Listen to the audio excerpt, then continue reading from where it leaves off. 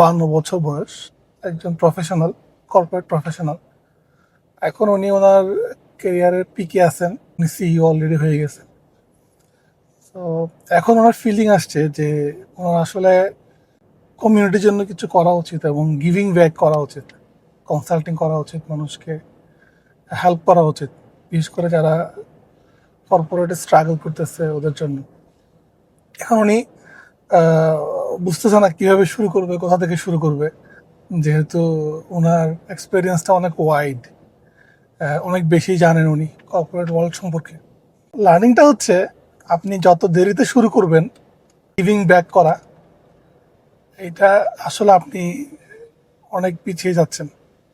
So আপনি যত তাড়াতাড়ি শুরু করবেন গিভিং ব্যাক করা, so you are clearly head. So আপনার কি আছে এটা চাইতে ইম্পর্টেন্ট হচ্ছে আপনি কি দিচ্ছেন কমিউনিটিকে, সোসাইটিকে, পৃথিবীকে। This is for you. Give a second thought যে কাজগুলো আপনি পারেন, যে জিনিসগুলো আপনি জানেন, যে জিনিসগুলো আপনি বুঝেন, এগুলোকে আপনি আপনার কমিউনিটিকে গিভ ব্যাক করতে পারবেন কিনা। If yes, go for it, start. ইনশাল্লাহ you will enjoy it and you will live a life that you want to live.